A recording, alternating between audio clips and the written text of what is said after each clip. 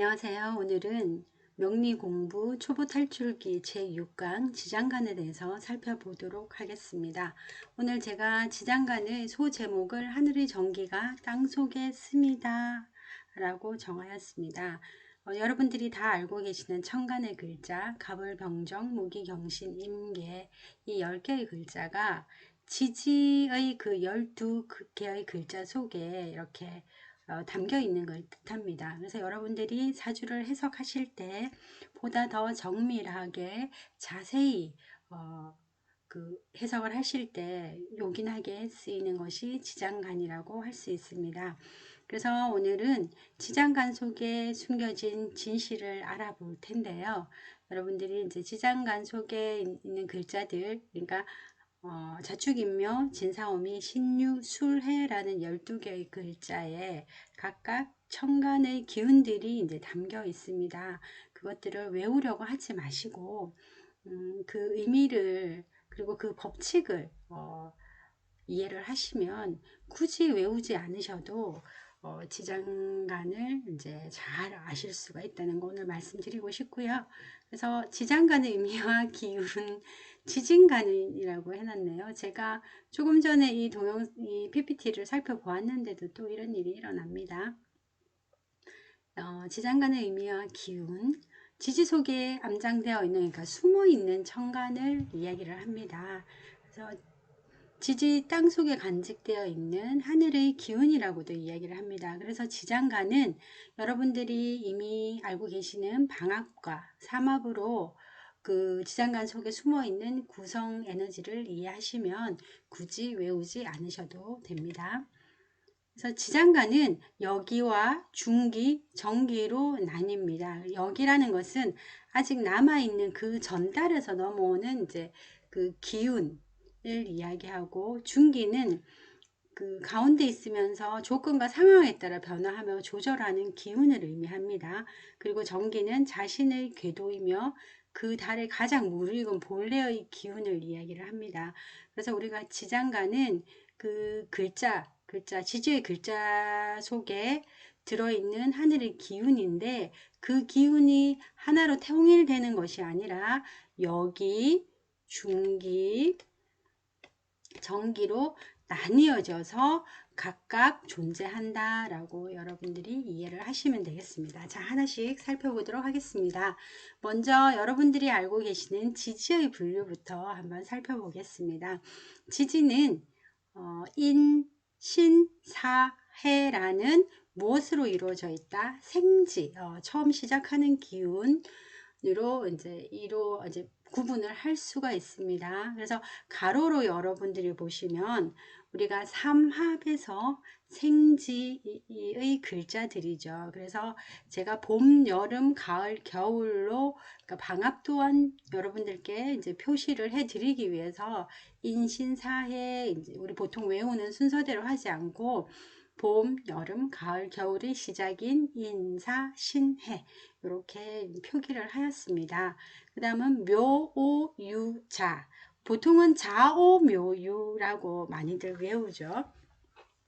이건 여러분들이 아시는 것처럼 왕지입니다. 왕지는 생지는 출발을 의미하고 시작을 의미한다면, 왕지는 그 기운이, 그 글자의 기운이, 에너지가 순수하고 그리고 굉장히 강한 것을 의미를 하죠.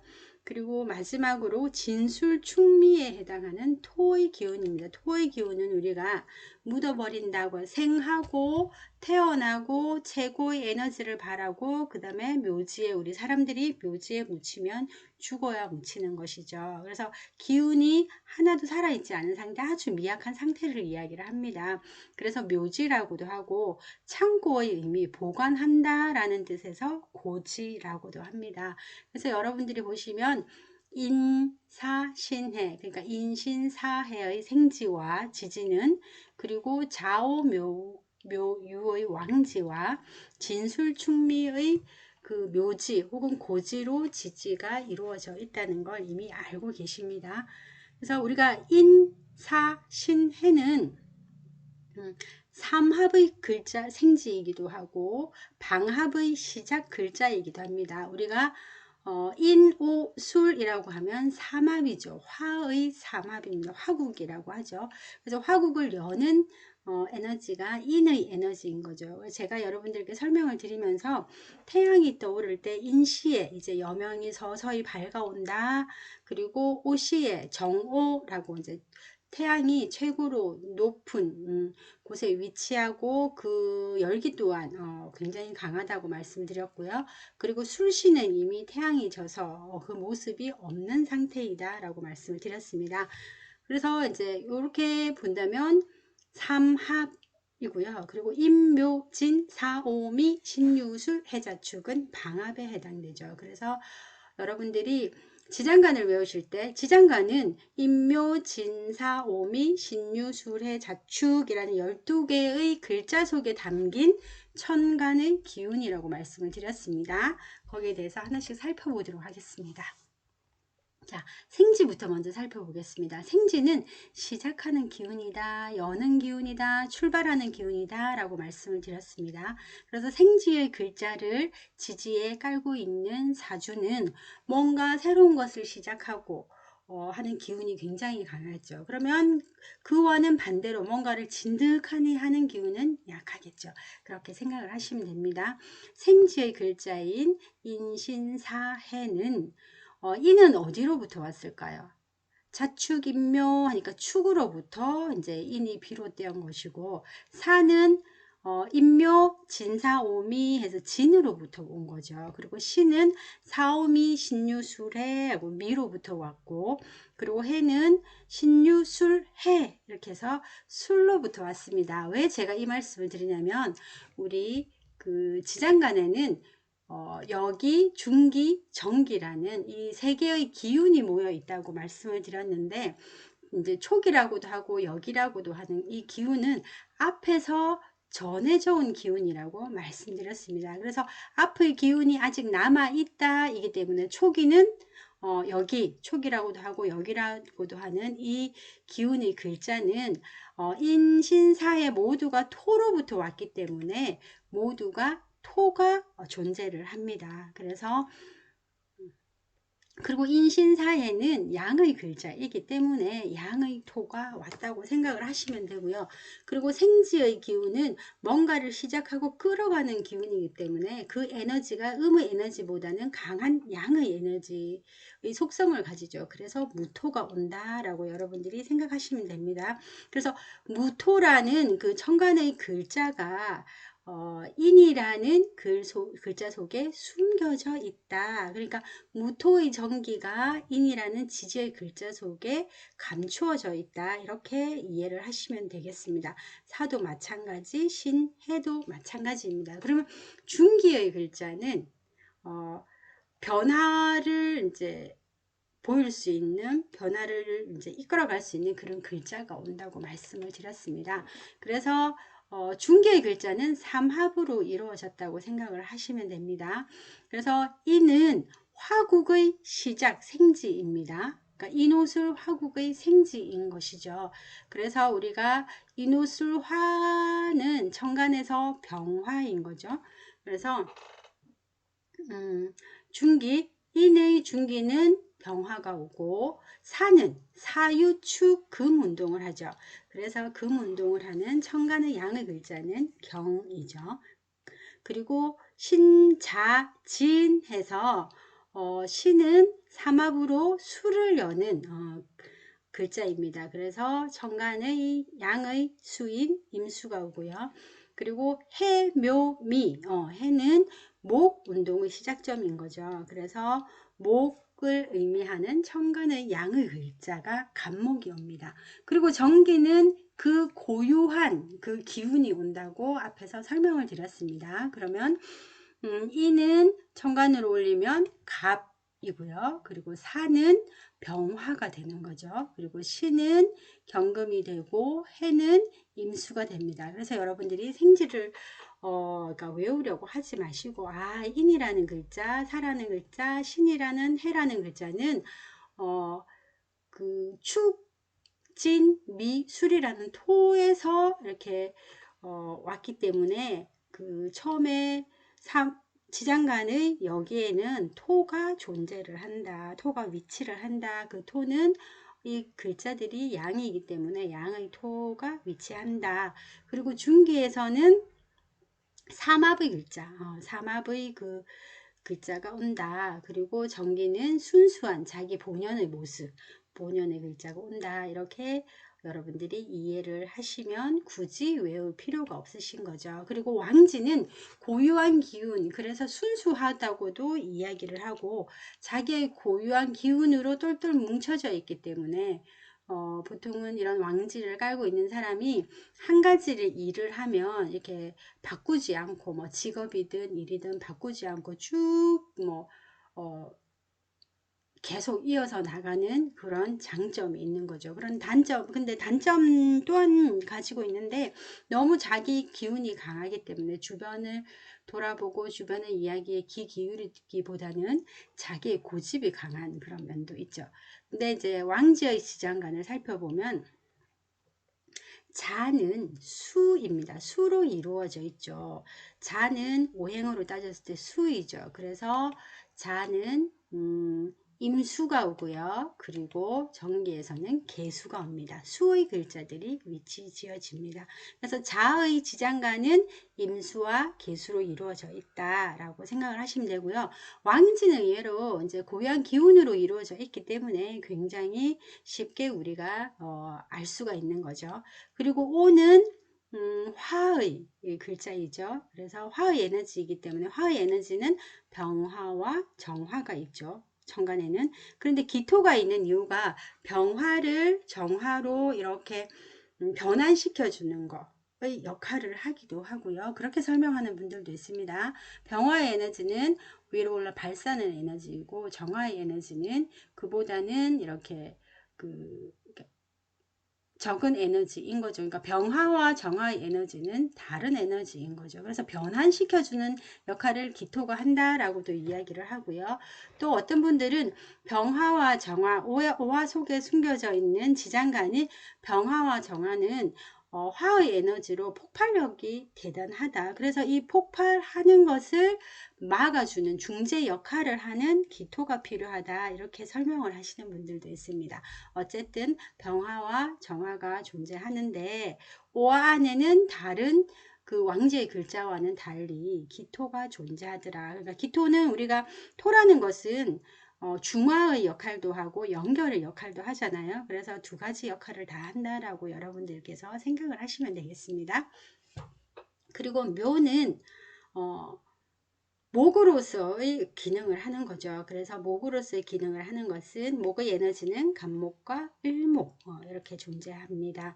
그리고 유는 금의 에너지인 거죠. 그래서 양금과 은금인 경금과 신금이 존재한다. 그래서 왕지 안에 존재하는 지장간의 글자들은 여러분들이 어렵지 않게 아실 수가 있습니다. 그리고 마지막으로 묘지, 우리가 고지라고도 부르죠. 그래서 마무리를 하거나 아니면 이를 삼합의 마무리로 설명을 할 때는 묘지라고 하고요.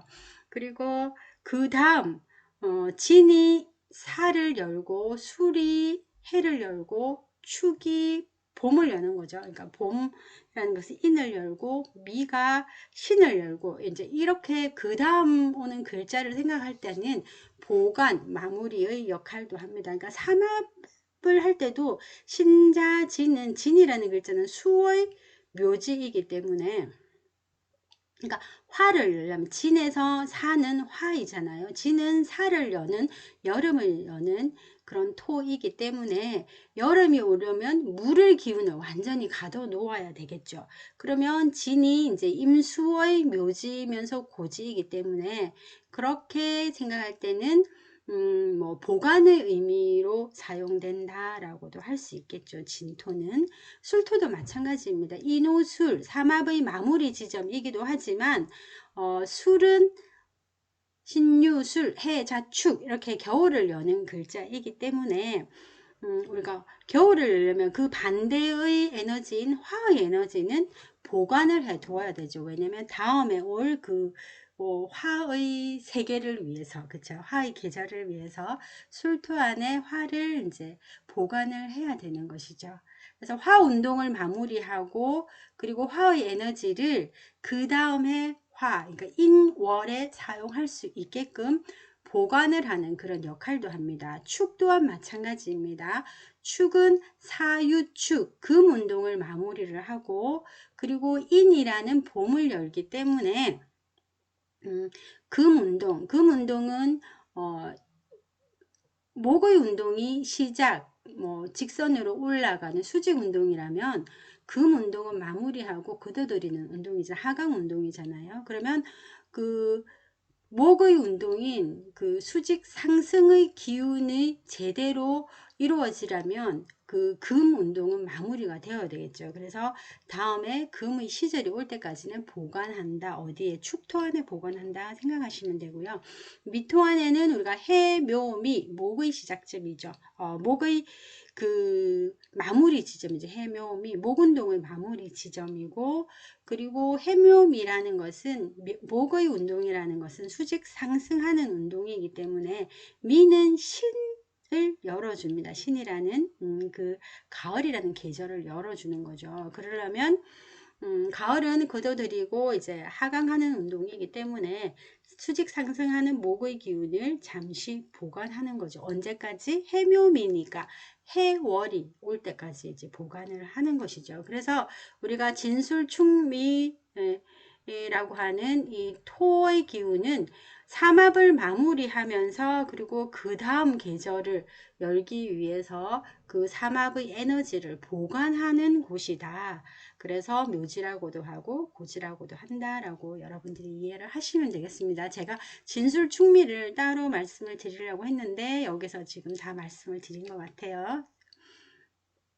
그리고 이제 초기, 중기, 정기로 이루어져 있고요.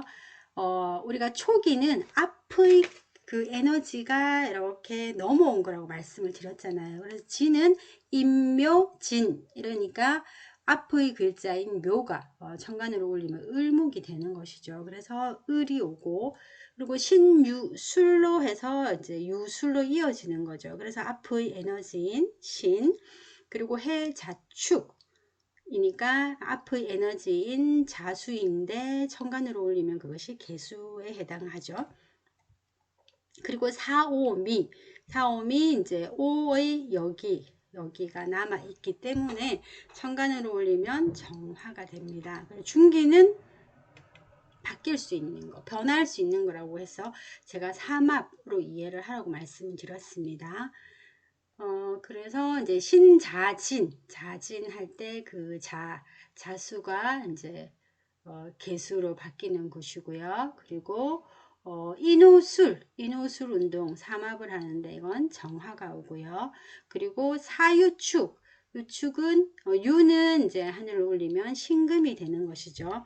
그리고 해묘미의 그 삼합 운동에서는 그 을목 묘목은 을목에 해당되는 것이죠. 정간에. 그리고 정계는 자기의 그 기운이라고 했으니까 토가 오는 거죠. 그러니까 진토는 양의 토이기 때문에 무토가 오고 술토 또한 양의 토이기 때문에 무토가 오고 축토는 음의 토이기 때문에 기토가 오고 미토 또한 음의 토이기 때문에 기토가 온다. 그래서 여러분들이 지장간을 이제 공부를 하실 때 이렇게 그 기운, 지장간은 천간이 그 지지의 글자 속에 스며든 기운이기 때문에 이 기운으로 이해를 하시면 훨씬 더 지장간을 빨리 그 익힐 수가 있습니다. 그래서 제가 이렇게 설명드린 것처럼 여러분들이 초기, 중기, 여기가 어떤 뜻을 지니고 있는지에 대한 이해를 하시고요. 그리고 생지는 어떤 역할을 하고 왕지는 어떤 역할을 하고 묘지는 어떤 역할을 하는지, 그러니까 여기서는 역할보다는 기능이라는 말이 맞겠네요. 생지는 어떤 기능을 하고 왕지는 어떤 기능을 하고 묘지는 어떤 기능을 한다. 이것만 잘 익혀두시면 여러분들이 굳이 지장간을 외우지 않으시고도 이렇게 조합이 가능하리라고 봅니다. 그래서 이렇게 해서 오늘은 지장간 수업을 마무리하도록 하겠습니다. 오늘 이제 지장간 수업한 내용이 여러분들께 도움이 되셨다면 구독, 좋아요 부탁드리겠습니다. 수고하셨습니다.